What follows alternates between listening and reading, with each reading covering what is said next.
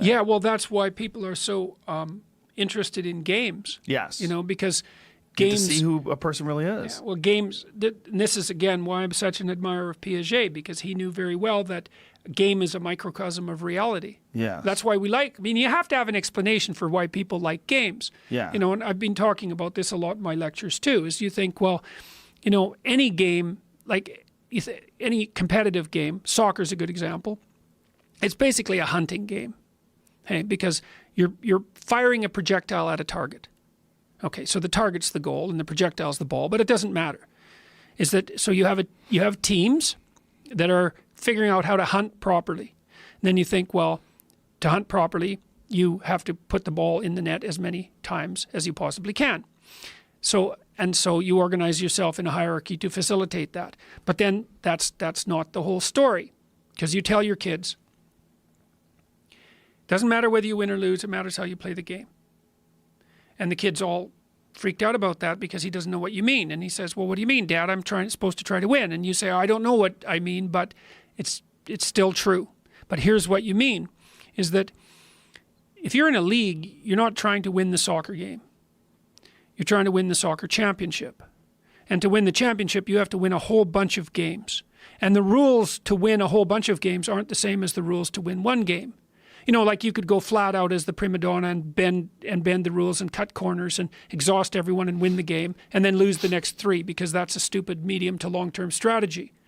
Or you could be like the superstar and hog the ball all the time and never give your teammates a chance to develop, but then you're injured and your team is out. So that's a stupid strategy too.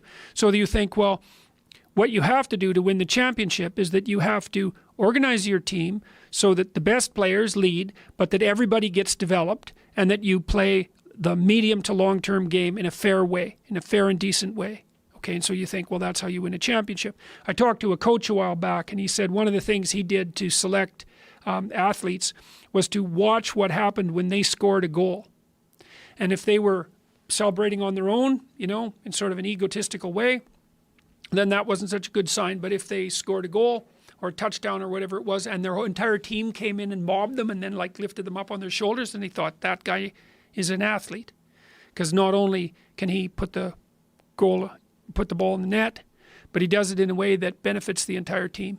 And that's the person you want around for the long run. And so then the goal isn't just to put the ball in the goal. The goal is to put the ball in the goal the largest number of times while simultaneously benefiting as many of your fellow players as you can.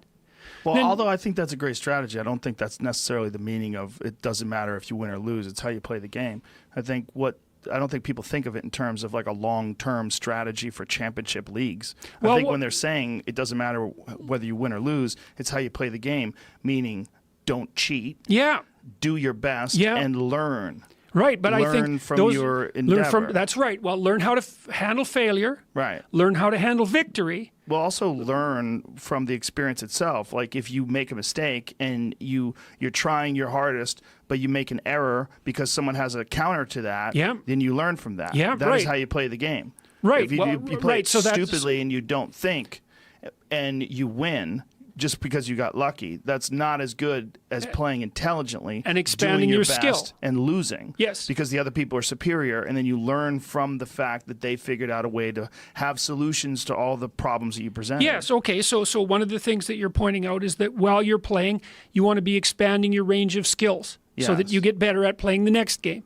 But then you think, well, even the soccer championship isn't the whole game. Right. Because your life is a whole series of games, of championships of different types. Well, the idea is that championships will come if you continue to excel and get excellent. Yes, and also if people invite you to play. Yes.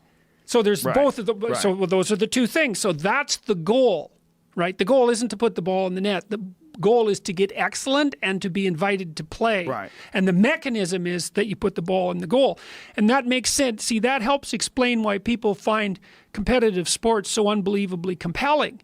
Because you can be cynical about it. And you can say, well, look, there's 50,000 people there watching, you know, somebody kick a spheroid object into a net. Who the hell cares? But that's not the issue. What you are in fact doing is you're going there to watch people develop expertise and to learn to play reciprocally in a noble and ethical manner. And all of that sport, when it's done properly, is a direct physical incarnation of that ethic.